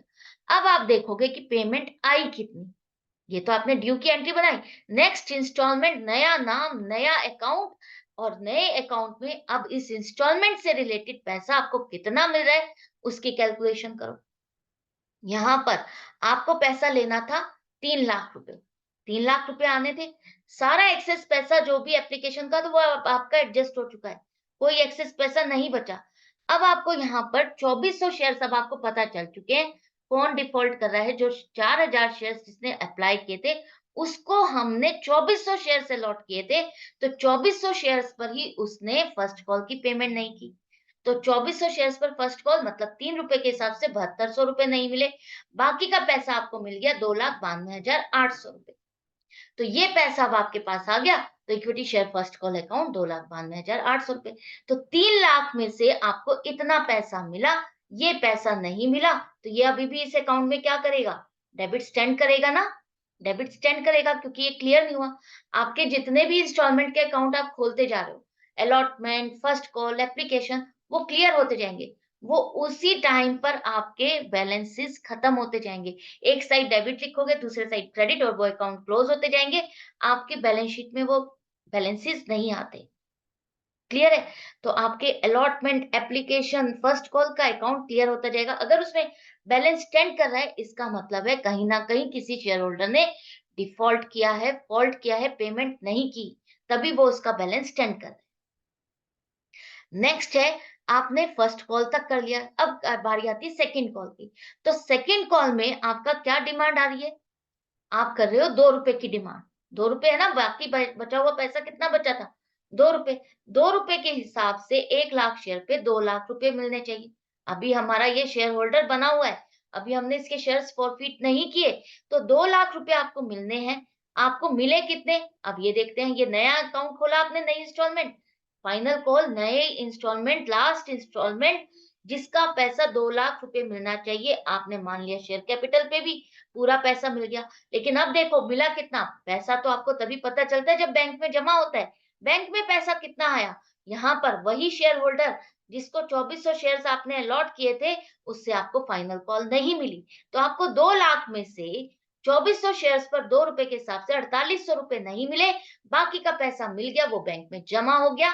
यहाँ पर आप एंट्री दिखाओ। जर्नल एंट्री बनाने के लिए आ जाती है, तो आपको जर्नल एंट्री भी बना के दिखाई हुई है मैंने, आप इससे समझ सकते हो। Bank account debit to equity share second and final call account. तो कोई डिफिकल्टी नहीं लग रही होगी, बहुत इजी लग रहा है। साथ में इस तरह से वर्किंग नोट बनाते जाओगे तो क्वेश्चन सुपर इजी है। स्टेप बाय स्टेप चलते जाओ, बीच में अटको नहीं, कंफ्यूज नहीं होगे, करेक्ट। इसके बाद अब आपने फाइनल कॉल तक पूरी कॉल कर ली कंपनी ने। अब देखा कि यहाँ पर किन शेयर होल्डर से मुझे पेमेंट नहीं आई। उन शेयर होल्डर से पेमेंट नहीं आई तो उनके शेयर्स को फोरफिट कर दिया। मतलब कि कंपनी कह रही है कैंसिल कर दो, बहुत वेट कर ली, पेमेंट नहीं कर रहे तो इन शेयर्स को हम कैंसिल कर देते हैं। अब कंपनी कैंसिल कर रही है तो क्या होगा, कंपनी ने सारे शेयर्स को फोरफिट किया। कितने शेयर्स फोरफिट करेगी, 4000 या 2400? 2400 शेयर्स फॉरफिट करेगी। ये तो एप्लीकेशन का नंबर है। 4000 तो वो खरीदना चाहता था। अब 4000 उसको नहीं मिले तो उसका दिल टूट गया। उसको मिले 2400 तो वो कह रहा है मैं आगे की पेमेंट भी नहीं कर रहा। तो 2400 शेयर्स जो उसको अलॉट हुए थे वो भी उसने पेमेंट नहीं की तो उसके शेयर्स कैंसिल हो रहे हैं। तो 2400 शेयर्स पर अब आप बताओ शेयर कैपिटल कितने से डेबिट होगी। अभी तक कंपनी कितने मांग चुकी है, जिस पॉइंट पर उसके शेयर्स फॉरफिट किए जा रहे हैं तब तक कंपनी कितना पैसा उससे डिमांड कर चुकी है, उससे पूरे 10 रुपए डिमांड कर चुकी है। तो हम शेयर कैपिटल को 10 रुपए के हिसाब से डेबिट करेंगे 24,000। अब इसका हिसाब किताब हो रहा है, किसने पेमेंट कितनी की कितनी नहीं की। अब आप मुझे बताओ, इसने अलॉटमेंट की भी पेमेंट नहीं की, फर्स्ट कॉल की भी पेमेंट नहीं की, सेकंड कॉल की भी नहीं की। तो पहले देखते हैं फर्स्ट कॉल तो आपको बहुत इजीली पता चल जाएगा। 2400 शेयर्स है और 3 रुपए हमने मांगे थे, उसने पूरे 3 रुपए नहीं दिए। ऐसे ही फाइनल कॉल 2400 शेयर्स है, 2 रुपए हमने मांगे थे, 2 रुपए उसने नहीं दिए, 4800 रुपए। ये तो आपको पता चल गया। लेकिन अलॉटमेंट पर बहुत ध्यान से एंट्री करनी है। यही वो चीज है जिसमें आप मिस्टेक कर देते हो। यहाँ पर सीधा सीधा आप 2400 मल्टीप्लाइड बाय 2.5 करके यहाँ पर लिख देते हो और हो गया क्वेश्चन पूरा रॉन्ग। नहीं, जहां उसने एक्सेस एप्लीकेशन मनी दिया हुआ है वो आपका अलॉटमेंट से एडजस्ट हुआ है, वो पैसा आपका एडजस्ट हो चुका है। तो जितना पैसा आपका अलॉटमेंट पे नहीं मिला था सिर्फ वही लिखोगे। तभी तो देखो मैंने यहाँ पर मल्टीप्लाई करके नहीं शो किया। मतलब कि 2400 शेयर्स पर सिर्फ 2000 रुपए बाकी बचता था जो कि उसने पेमेंट नहीं की। 6000 में से 2000 नहीं मिले थे, बाकी 4000 तो मिले थे ना। तो अलॉटमेंट पे जितना उसने डिफॉल्ट किया है सिर्फ उतना दिखाओगे। बाकी की 2 कॉल पे जो पैसा आपको नहीं मिला पूरा पूरा वो दिखाओगे। अब पैसा हमारे पास आया कितना, आप इसको इस तरह से भी कैलकुलेट कर सकते हो कि 4000 एप्लीकेशन पर 2.5 रुपए के हिसाब से उतने 10,000 रुपए पे किए हुए हैं, वही हमने रख लिए। पूरा का पूरा पैसा तो यही आया था। या आप इसको इस तरह से भी कैलकुलेट कर सकते हो, 2400 शेयर्स हमने इसको अगर अलॉट किए तो 2400 शेयर्स पर हमारे पास 2.5 रुपए के हिसाब से एप्लीकेशन मनी पूरा आया हुआ है और 4000 रुपए आपके पास अलॉटमेंट का आया हुआ है। लेकिन मैं सजेस्ट करूंगी आप यहाँ पर किस तरह से कैलकुलेशन करोगे, आप शेयर फॉरफीचर में कौन सा अमाउंट डालोगे। आपको सिर्फ देखना है फेस वैल्यू वाला पैसा कितना आया हुआ है। तो एप्लीकेशन पर अगर प्रीमियम का पैसा मंगाया जाता, अगर प्रीमियम का पैसा यहाँ पर इंक्लूड होता तो प्रीमियम का पैसा तो आप यहाँ नहीं लिखते। बाकी का जो पैसा अगर आपका है तो वो आपको यहाँ पर पूरा लिखना है। तो 4000 एप्लीकेशन पर 2.5 रुपए के हिसाब से पूरा पैसा उससे जो आया है आपको 10,000 रुपए यहाँ पर शो करना है। आई होप आपको अच्छे से समझ में आ गया, क्योंकि उससे पैसा आपको कितना आया है आपको वही निकालना है। तो 4000 एप्लीकेशन उसने जमा की थी और वो 4000 शेयर खरीदना चाहता था, तभी उसने 2.5 रुपए हर एक पर जमा किए। तो हमारे पास 10,000 उसके आए हुए हैं, हमने वही फोरफिट कर लिए। इतना समझ में आ गया, फोरफीचर की एंट्री बन गई। अब यहाँ पर कंपनी क्या कह रही है कि मैं शेयर्स को री इश्यू करूंगी। जो शेयर्स उसके कैंसिल हो गए, अब कंपनी ने जो शेयर्स अलॉट किए थे, कंपनी ने इश्यू कितने शेयर्स के थे, 1 लाख। 1 लाख शेयर्स में से 2400 शेयर्स फॉरफिट कर लिए, मतलब कैंसिल कर दिए। तो बाकी कितने शेयर्स बचे उसके, 97,600 शेयर्स बचे ना। 97,600 शेयर्स बच गए हैं अब उसके पास। तो 97,600 शेयर्स की तो पूरी पेमेंट आ चुकी, 2400 शेयर्स उसने कैंसिल कर दिए। तो लेकिन अब वो कंपनी क्या कह रही है कि ये जो 2400 शेयर्स मैंने कैंसिल किए हैं इसको मैं दोबारा से पब्लिक को ऑफर करता हूँ। मैं दोबारा से पब्लिक को इनवाइट करता हूँ कि आओ और मेरी कंपनी के शेयर्स खरीदो। अब कंपनी दोबारा से जब शेयर्स को रीइश्यू करती है, दोबारा से पब्लिक को ऑफर करती है, तब क्या होता है, तब क्या एंट्री होगी समझो। रीइश्यू ऑफ शेयर्स का मतलब है issue of forfeited share. Reissue of shares का मतलब सीधा सीधा आप समझ लेना, आपके यहाँ आपके क्लास में सिर्फ इतना ही लेवल है कि आप फॉरफिटेड शेयर्स को ही रीइश्यू करते हो। क्लियर है? तो यहाँ पर हम फॉरफिटेड शेयर्स को रीइश्यू कर रहे हैं। कंपनी ने जो शेयर्स इसके फॉरफिट कर दिए, 2400 शेयर्स में से कंपनी ने 1800 शेयर्स को रीइश्यू किया, दोबारा से पब्लिक को ऑफर किए एज फुल्ली पेड का मतलब वो कह रही है कि मैं तुम्हें 10 रुपए का शेयर, अपना 10 रुपए का माल बेच रहा हूं 9 रुपए पे। अब कंपनी पब्लिक को अपना 10 रुपए वाला शेयर 9 रुपए में बेच रही है। जिसको खरीदना है उसे 10 रुपए की चीज 9 रुपए में मिल रही है, सस्ती मिल रही है, 1 रुपया कम में मिल रही है। जो भी खरीदेगा उसको फायदा हो गया। उसको माना जाएगा कि उसने 10 रुपए पे कर दिए। 9 रुपए अगर वो पे कर देगा तो उससे माना जाएगा कि 10 रुपए उससे आ चुके हैं, उसको 10 रुपए वाली चीज दी जाएगी। तो जैसे बाद में सेल लगती है ना, उसी तरह से ही कि आओ और हमारा सामान खरीद लो, सस्ते में सुंदर टिकाऊ सामान खरीद लो, फायदे में रहोगे। तो वो चीज यहाँ पर अब जब रीइश्यू कर रही है कंपनी, तब ये स्कीम चलती है। तो यहाँ पर अब जो शेयर होल्डर खरीदेगा, एक ही बार में उससे पेमेंट मांगी जाएगी। उससे कहा जा रहा है अगर आप खरीदना चाहते हो तो 9 रुपए पे करो और हमारे शेयर्स ले जाओ।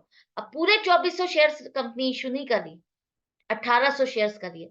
तो 1800 पर 9 रुपए तो आपको मिल गए, 16,200 रुपए आपको मिल गए उससे। अब कंपनी क्या कर रही है, कंपनी कह रही है मैं तो फुल्ली पेड शेयर दे रही हूँ, 10 रुपए का सामान अपना दे रही हूँ। तो एक तरह से शेयर कैपिटल तो मेरी 18,000 ही हो गई। मैं 10 रुपए का शेयर, मेरे प्रोडक्शन, मेरी जो कॉस्ट आ रही है वो तो 10 रुपए है ना। मैं अपनी शेयर कैपिटल तो ये मान के चलूंगा ना, मैं तो ये मान के चल रही हूँ कि मुझे उससे 10 रुपए आ गए हैं। तो 10 रुपए मान के चल रही हूँ, तो शेयर कैपिटल तो मेरी 18,000 फुल्ली पेड का मतलब है कि मैं मान के चल रही हूँ ये मेरे पास पूरा पैसा आ चुका है। 10 रुपए का शेयर, पूरे पैसे 18,000 रुपए आ चुके। लेकिन 18,000 की जगह आपको 16,200 रुपए आए। बाकी बचा हुआ 1800 का जो नुकसान, 1 रुपया हर शेयर पे जो आपको हो रहा है, 10 रुपए वाले पर आपको 9 रुपए मिला, 1 रुपए का आपको जो नुकसान हो रहा है, इस नुकसान को कंपनी कहाँ एडजस्ट करेगी, किसके साथ एडजस्ट करेगी, कहाँ नोट करेगी वो? उसको ये एडजस्ट करेगी उस शेयर होल्डर के पैसे के साथ जिसके पैसे उसने फॉरफिट कर लिए, जिसके पैसे उसने रख लिए, उसको रिफंड नहीं किए। तो जो पहले वाले शेयर होल्डर का पैसा उसके पास आया हुआ है, उस पैसे को 10,000 रुपए जो शेयर होल्डर के आए हुए हैं, उसमें से वो हमारी इनकम है, वो 10,000 रुपए हमारी पूरी की पूरी इनकम है। उस इनकम में से हमने अपना ये घाटा, ये लॉस एडजस्ट कर दिया कि ठीक है, कोई बात नहीं, इतनी तो इनकम हो गई, अब रीइश्यू करने पर इतने पैसे और आ गए, इतना नुकसान तो हम बियर कर ही सकते हैं। तो 1800 रुपए आपके फॉरफिटेड शेयर अकाउंट को डेबिट करके उसके साथ एडजस्ट कर दिया जाता है और आपकी शेयर कैपिटल वापस 18,000 से बढ़ गई। तो अब आपके शेयर्स कितने हो गए, कंपनी के शेयर्स अब कितने हो गए? 600 शेयर्स ही रह गए ना, जो कि अभी रीइश्यू नहीं के। 2400 में से 1800 शेयर्स वापस जिंदा हो गए। जो 2400 शेयर्स कैंसिल कर दिए थे, उन 2400 में से 1800 शेयर्स वापस जिंदा हो गए। 600 शेयर्स अभी भी फॉरफिटेड है। तो वापस आपकी शेयर कैपिटल कितनी होगी? 99,400 शेयर्स। 99,400 शेयर्स अब आपके हैं कंपनी के। तो बाकी क्या, अब क्या करेंगे? इसके बाद की जो नेक्स्ट एंट्री है, बहुत इंपॉर्टेंट है। जहां पर भी आप गलती कर देते हो, क्या गलती करते हो समझो, हमें वो गलती नहीं करनी है, क्योंकि हमें चाहिए फुल मार्क्स। जब हम इतनी मेहनत कर रहे हैं तो फुल मार्क्स तो बनते ही हैं। तो अब नेक्स्ट एंट्री जो बनेगी, जो आपके पास पहले वाले शेयर होल्डर का पैसा आया हुआ है 10,000, इस 10,000 का अब आप थोड़ा सा हिसाब किताब करते हो कि मैंने जो 2400 शेयर्स फॉरफिट कर दिए, 2400 में से 1800 शेयर्स का हिसाब किताब मेरा हो गया। क्यों? क्योंकि 1800 शेयर्स मैंने दोबारा से जिंदा कर दिए, री इश्यू कर दिए। उनसे अब मेरा जितना नुकसान फायदा होना था वो फाइनल हो चुका। तो मैं देखती हूँ, कंपनी देखती है कि 1800 शेयर्स पर जो मेरे को इन शेयर्स पर इनकम हो चुकी है वो मुझे चाहिए। तो वो कैसे निकालूंगी? तो 10,000 शेयर्स, 10,000 रुपए आपके 2400 शेयर्स की इनकम। तो हर शेयर की इनकम कितनी हो जाएगी? 10,000 डिवाइडेड बाय 2400 करोगे तो आपके पास हर शेयर की इनकम आ जाएगी। वो जितनी भी इनकम पर शेयर आ रही है आपकी, पर शेयर आपकी इनकम कितनी आएगी? देखो, ये एक तरह से कंपनी की इनकम है। 10,000 रुपए कंपनी की इनकम है। कितने शेयर्स पर? 2400 शेयर्स पर इनकम मिली 10,000। तो हर शेयर की आपको एक इनकम निकालनी है, पर शेयर उसको इनकम कितनी पड़ रही है। तो 10,000 डिवाइडेड बाय 2400 करो तो आपको पर शेयर इनकम पता चल जाएगी। अब उसमें से वो 1800 शेयर्स अगर रीइश्यू कर रही है, तो मुझे निकालना है कि 1800 शेयर्स पर कितनी इनकम थी। 1800 शेयर्स पर बनेगी 7,500 रुपए। 7,500 रुपए आपकी इनकम रिलेटेड टू 1800 शेयर्स है। 1800 शेयर्स पर फॉरफिटेड अमाउंट है पहले वाले शेयर होल्डर का। इस 7,500 में से मेरे को रीइश्यू करने पर 1800 का नुकसान हुआ। अब हम क्या कर रहे हैं, 1800 शेयर्स पर हम देख रहे हैं हमें कि इनकम कितनी हुई थी, पहले वाले शेयर होल्डर से कितनी इनकम आई हुई है, वो 7,500। इसको रीइश्यू करने पर जो मुझे नुकसान हुआ, मैंने इससे इसको सेट ऑफ कर दिया। बाकी बचा हुआ पैसा, अब ये नेट है, ये कहीं नहीं जाने वाला। बाकी पैसा हुआ आपको किसी शेयर होल्डर को देना नहीं है। ये फाइनल इनकम हो चुकी है कंपनी की, कैपिटल इनकम है, जिसे हम कहाँ करेंगे ट्रांसफर, कैपिटल रिजर्व में। तो आप फॉरफिटेड शेयर अकाउंट डेबिट करोगे 5700, to capital reserve account credit करोगे 5700। हमने ऐसा क्यों किया, हमारे जो शेयर्स हमने फॉरफिट किए थे 2400 शेयर्स किए थे, 2400 शेयर्स में से अगर 1800 शेयर्स का हिसाब किताब क्लियर हो गया, तो फॉरफिटेड शेयर अकाउंट में अब सिर्फ और सिर्फ आपके 600 शेयर से रिलेटेड ही अमाउंट रह गई, उनका हिसाब किताब ही रह गया। जैसे जैसे शेयर्स आपके फाइनल होते जाते हैं, जैसे जैसे शेयर्स आप रीइश्यू करते जाते हो, फाइनल करते जाते हो, उससे रिलेटेड इनकम, फाइनल इनकम जो बच जाती है, उसको आप कैपिटल रिजर्व में ट्रांसफर करते जाते हो।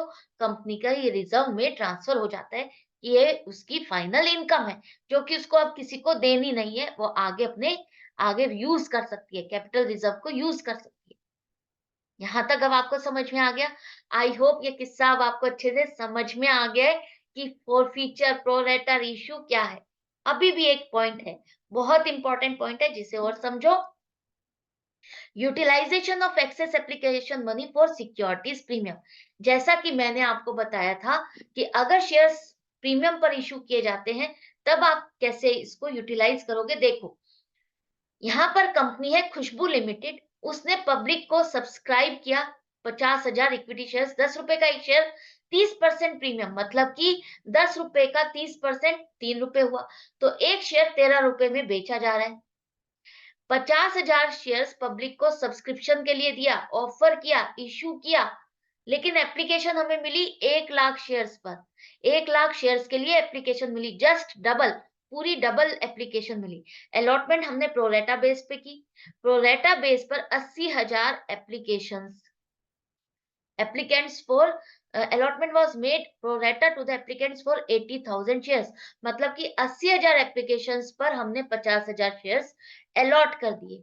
बाकी की 20,000 एप्लीकेशंस हमने पूरी की पूरी रिजेक्ट कर दी, उनका पैसा रिफंड कर दिया। अब ये क्या कह रहा है कि जो एक्सेस पैसा है वो हम आगे नेक्स्ट इंस्टॉलमेंट में यूटिलाइज करेंगे। समझो क्या होगा, चटर्जी जिसने 100,000 शेयर्स जिसको अलॉट किए गए हैं, वो अलॉटमेंट कॉल मनी की पेमेंट करने में फेल हो गई और उसके शेयर्स को फॉरफिट कर लिया गया। उसके बाद फॉरफिटेड शेयर्स को कंपनी ने रीइश्यू किया। क्या एंट्रीज होगी, एक पॉइंट यहाँ पर बहुत इंपॉर्टेंट है, जरा ध्यान से समझो। वैसे तो हमें ये पता है, हम सबने लर्न भी कर लिया है कि शेयर्स सिर्फ प्रीमियम पर इश्यू किया जाता है या एट पार इश्यू किया जाएगा। डिस्काउंट वाला जो क्लोज था वो कंपनी ने खत्म कर दिया है। कंपनीज एक्ट ने रिस्ट्रिक्ट कर दिया कि कंपनी कोई भी शेयर डिस्काउंट पर इशू नहीं कर सकती। लेकिन अगर बात आती है री इशू की, तो री इशू ऑफ शेयर्स डिस्काउंट पर किया जा सकता है। तो यहाँ पर ये मत लिखा ना कि डिस्काउंट पर तो इशू हो ही नहीं सकता, ये पॉइंट कैंसिल है, नल है, वॉइड है। नहीं, यहाँ पर री इशू की बात हो रही है, री इशू ऑफ फॉरफिटेड शेयर। हम अपने माल को सेल में बेच रहे हैं, तो सेल में तो डिस्काउंट दिया ही जाता है, तो डिस्काउंट आप यहाँ पर दे सकते हो। री इशू ऑफ शेयर्स में आप डिस्काउंट दोगे, लेकिन कितना डिस्काउंट दे सकते हो, ये सेकंड इंपॉर्टेंट पॉइंट है कि आप उतना ही डिस्काउंट दे सकते हो जितना पैसा आपने पहले वाले शेयर होल्डर का फॉरफिट किया है। जितना पैसा आपको पहले मिल चुका है शेयर होल्डर से, उतना डिस्काउंट दे सकते हो सिर्फ, उससे ज्यादा डिस्काउंट नहीं दे सकते। मान लो 10 रुपए के शेयर में आपके पास 4 रुपए आ चुके हैं, 6 रुपए नहीं दिए उसने, तो 4 रुपए तक का डिस्काउंट आप नेक्स्ट शेयर होल्डर को दे सकते हो। क्लियर? अब देखो इसकी एंट्रीज क्या बनेगी, यहाँ पर देखो। सबसे पहले हम क्या करेंगे, एप्लीकेशन का पैसा रिसीव करेंगे। एप्लीकेशन का पैसा रिसीव करोगे तो क्या एंट्री बनेगी, बैंक अकाउंट डेबिट। कितनी एप्लीकेशन मिली है, 50,000 नहीं, 1 लाख एप्लीकेशन मिली है, 4 रुपए के हिसाब से पैसा मिला। पब्लिक ने 4 लाख रुपए आपके बैंक में जमा कर दिए। जो जो खरीदना चाहता था, जितने जितने शेयर खरीदना चाहता था, उसके हिसाब से उसने 4-4 रुपए आपके अकाउंट में जमा कर दिए। इक्विटी शेयर एप्लीकेशन अकाउंट को आपने क्रेडिट कर दिया। अब ये पैसा जहां जिस अकाउंट से रिलेटेड है, हम वहां डालेंगे।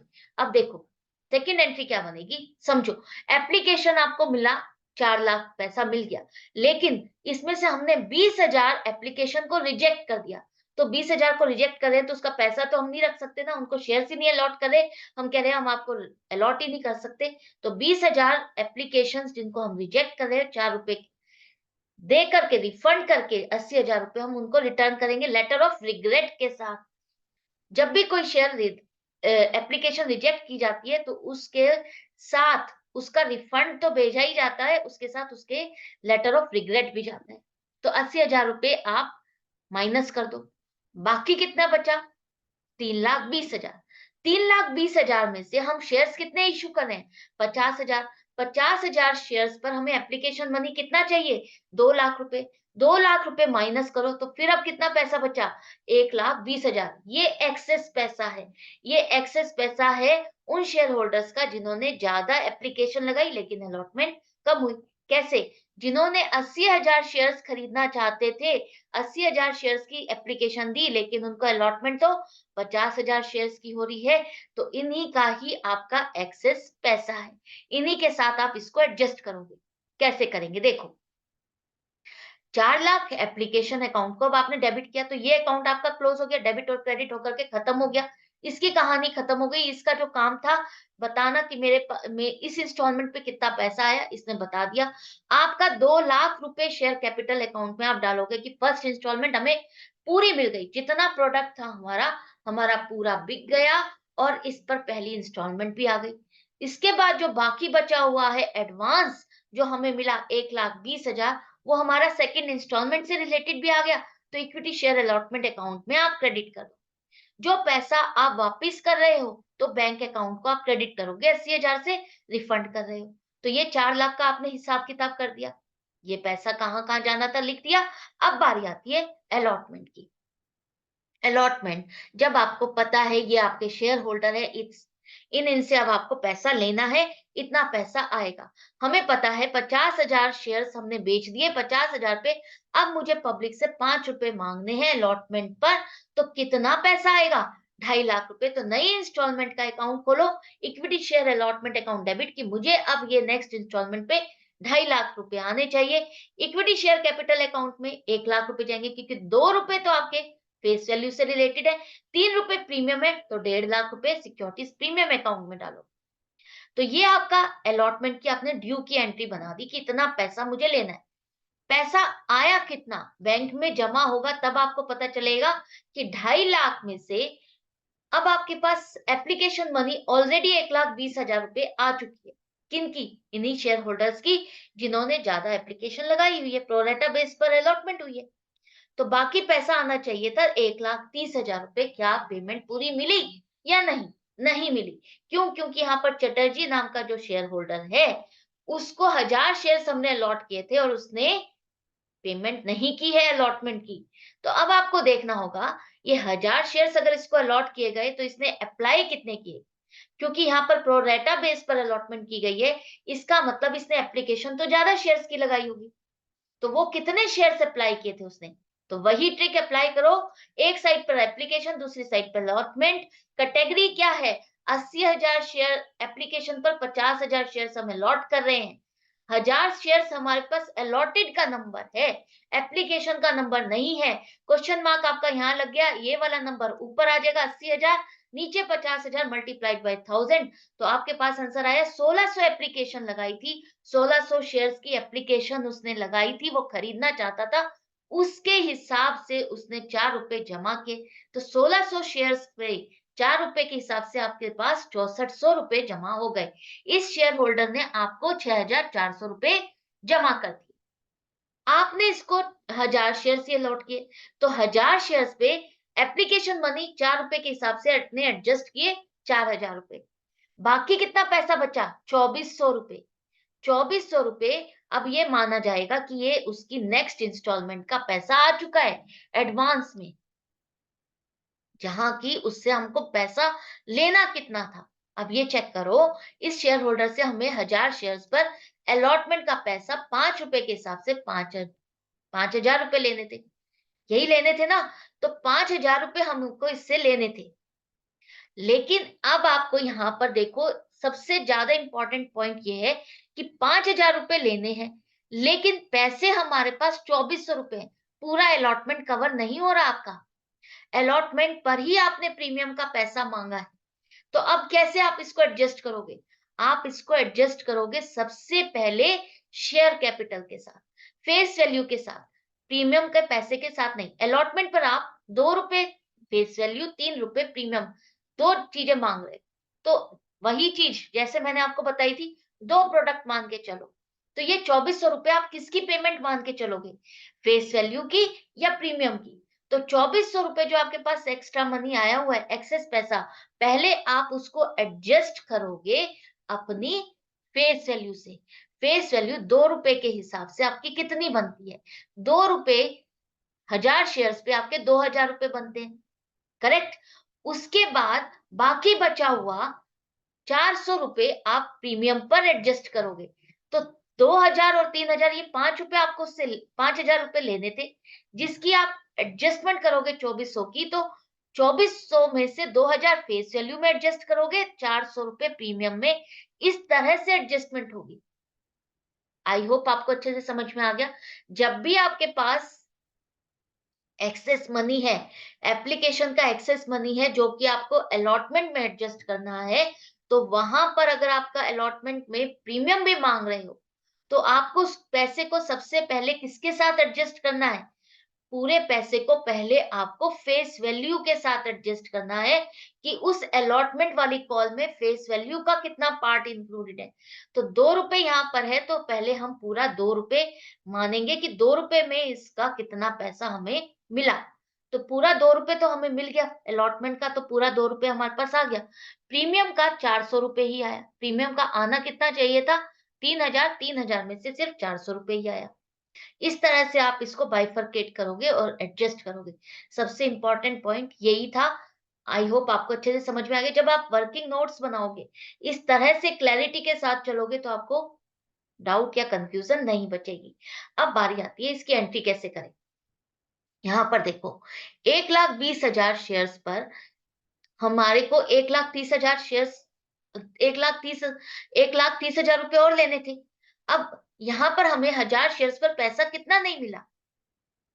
5000 में से 2400 तो मिल चुके, ₹2600 नहीं मिले।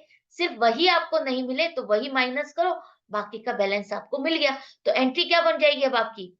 देखो, फेस वैल्यू तो पूरा मिल गया, प्रीमियम आपको 400 नहीं मिला, तो 2600 बाकी है। ₹2600 आपके प्रीमियम का पैसा बाकी है जो आपको नहीं मिला। अब यहाँ पर एंट्री क्या बनेगी? Bank account debit 1,27,400 to equity share allotment 1,27,400। जहां आपने इस अकाउंट को, शेयर अलॉटमेंट अकाउंट को कितने से किया था? ₹5 के हिसाब से 2.5 लाख से आपने इसको डेबिट किया था। डेबिट में से आपका पहले कितना एडजस्ट हो चुका है? 1,20,000 से आप पहले एडजस्ट कर चुके थे। इक्विटी शेयर अलॉटमेंट पहले आपका क्रेडिट हो चुका था। अब 1,27,400 अब आपने क्रेडिट कर दिया। बाकी का बैलेंस जो बचा ₹2600 अभी भी इस अकाउंट में बैलेंस स्टैंड करेगा। ये अकाउंट आपका क्लियर नहीं हुआ है। क्यों? क्योंकि यहाँ पर शेयर होल्डर जिसने फोल्ड किया उसका बैलेंस रहता है। इसके बाद अभी हमने इसके शेयर्स को फॉरफिट नहीं किया, हम उससे फर्स्ट एंड फाइनल कॉल की भी डिमांड करें, तभी तो कहा हमने कि उससे allotment, first call, final call की पेमेंट नहीं आई। तो अब नेक्स्ट कॉल की आप ड्यू की एंट्री बनाओगे। यहाँ पर 50,000 शेयर्स पर ₹4 आपको डिमांड करने हैं, तो ₹2 लाख बनते हैं कि ₹2 लाख आपको आने हैं इस इंस्टॉलमेंट पे। आए कितने? यहाँ पर आपके पास पैसा आया, फाइनल कॉल पर ₹2 लाख लेने थे। 1000 शेयर्स जिसको अलॉट किए थे, उसने पेमेंट नहीं की, चटर्जी ने पेमेंट नहीं की, तो 4 रुपए उससे हमको नहीं मिले, बाकी 1,96,000 हमें मिल गए। तो bank account to equity share first and final call 1,96,000, यहाँ तक भी क्लियर हो गया। अब बारी आती है फॉरफीचर की, फॉरफिटेड अमाउंट की। तो फॉरफिटेड अमाउंट में अब आप क्या लिखोगे, समझो। इक्विटी शेयर कैपिटल तो आपकी कितने से डेबिट होगी, जितनी कैपिटल आप अब तक मंगा चुके हो, डिमांड कर चुके हो, उतने से आप इसको डेबिट करो। किस पॉइंट पर आप इसको फॉरफिट कर रहे हो, जब आपने फाइनल कॉल मंगा ली, डिमांड कर ली, उसके बाद आपने फॉरफिट किया, इसका मतलब 10 रुपए। शेयर कैपिटल है इसलिए फेस वैल्यू की बात होगी, तो 10,000 रुपए आप यहाँ पर लिखोगे। अब इसने अलॉटमेंट पर जो हमने प्रीमियम मांगा था, वो प्रीमियम के टाइम पर इसने पेमेंट नहीं की। इसने कब से पेमेंट नहीं की, अलॉटमेंट और कॉल मनी दोनों की पेमेंट नहीं की। और प्रीमियम हमने कब मांगा है, अलॉटमेंट के साथ। तो इसका मतलब हमें इसका प्रीमियम का पैसा भी नहीं आया, नहीं आया ना। लेकिन कितना नहीं आया, पूरा 3,000 नहीं करोगे आप। यहाँ पर ध्यान दो, यहाँ पर हम कितना रिवर्स करेंगे। जो ये दो अलग अलग प्रोडक्ट हैं, दो अलग-अलग प्रोडक्ट हैं, तो हम पहली बात कर रहे हैं फेस वैल्यू की, उसके लिए तो हमने 10,000 की इक्विटी शेयर कैपिटल रिवर्स कर दी। लेकिन जो प्रीमियम का अकाउंट है, उसको आप कितने से रिवर्स करोगे? उसकी पेमेंट आपको कितनी मिल चुकी है, कितना लेना था? ये दूसरा प्रोडक्ट आपका 3,000 का था, 3,000 में से आपको 400 रुपए मिल चुके, बकाया 2,600 रुपए थे, 2,600 रुपए से ही आप डेबिट करोगे, पूरे 3,000 से नहीं करोगे। ये पॉइंट इंपॉर्टेंट है, याद रखना। जितना प्रीमियम का पैसा आ चुका है उसको वहीं रहने दोगे, बाकी जो नहीं मिला जितना, सिर्फ उतना ही रिवर्स करोगे। क्लियर है? अब ये 12,600 रुपए की बात हो गई। अब आपको इसका हिसाब किताब करना है। तो equity share allotment account debit credit करोगे कितने से, 2,600, क्योंकि आपको 5 रुपए में से, 5,000 रुपए में से 2,400 रुपए तो मिल चुके। 2,600 रुपए जो प्रीमियम का पैसा है वही तो नहीं मिला। उसने 2,000 रुपए फेस वैल्यू के तो दे दिए, 400 रुपए प्रीमियम का भी दे दिया, बाकी 2,600 रुपए की ही पेमेंट नहीं की। वो इक्विटी शेयर अलॉटमेंट पर आपने डिमांड की थी, वो आपकी बाकी है। जितनी नहीं की सिर्फ उतनी ही लिखोगे। फर्स्ट एंड फाइनल कॉल पे पूरी ही पेमेंट नहीं आई 4,000, तो वो आप क्रेडिट करोगे। फॉरफिटेड शेयर अकाउंट में अब आपका कितना पैसा आएगा उसको ध्यान से देखिए। यहाँ पर इस शेयर होल्डर से हमको कितना पैसा आ चुका है, 1600 एप्लीकेशन लगाई थी उसने, 1600 एप्लीकेशन पर 4 रुपए के हिसाब से 6,400 रुपए उसने जमा किए। करेक्ट, 6,400 रुपए उसने जमा किए। हमारे पास उसके 6,400 रुपए आ चुके हैं। इसमें से हमने इसका प्रीमियम का पैसा कितना एडजस्ट किया है, 400 रुपए। 400 रुपए हम इसके प्रीमियम में एडजस्ट कर चुके हैं, तो 400 रुपए इसमें से माइनस कर दो, बाकी बचे 6,000 रुपए, वही आप फॉरफिटेड शेयर अकाउंट में डालोगे कि उससे हमें फेस वैल्यू का अमाउंट जो नहीं मिला है वो 6,000 रुपए नहीं मिला।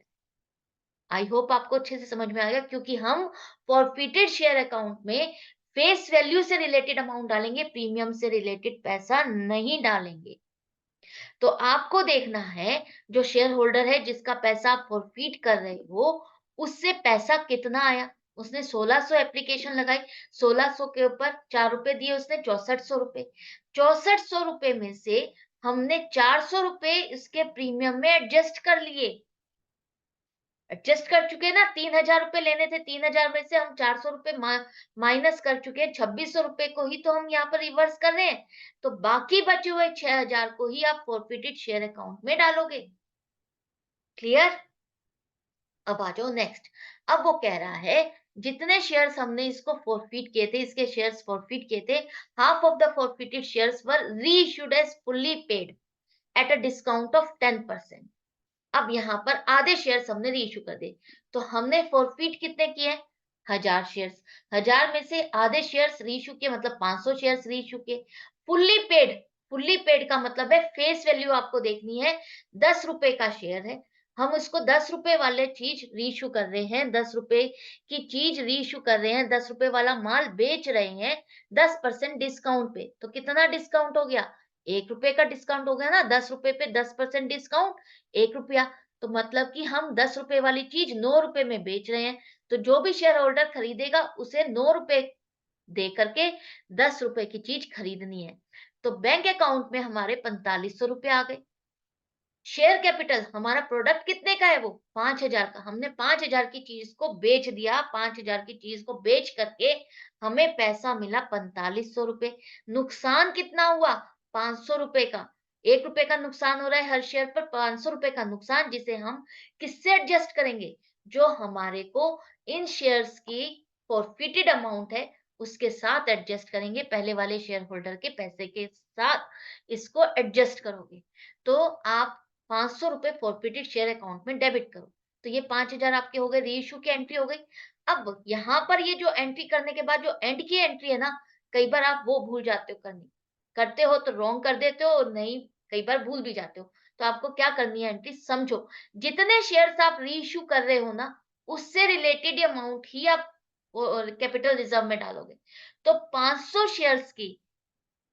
शेयर्स की आपकी कितनी अमाउंट है फॉरफिटेड शेयर में, 6,000 पूरे।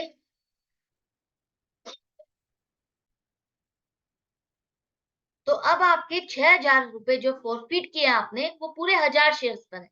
हमने फॉरफिट करने पर 500 शेयर्स को रीइश्यू किया है। तो हर शेयर पर फॉरफिटेड अमाउंट कितनी आई, 1,000 शेयर्स पर 6,000 है, तो 6 रुपए एक शेयर पर फॉरफिटेड अमाउंट है। फॉरफिटेड अमाउंट हर शेयर पर 6 रुपए है। तो 3,000 शेयर, सॉरी, 500 शेयर्स पर कितनी फॉरफिटेड अमाउंट हो जाएगी, 500 मल्टीप्लाइड बाय 6, 3,000 रुपए।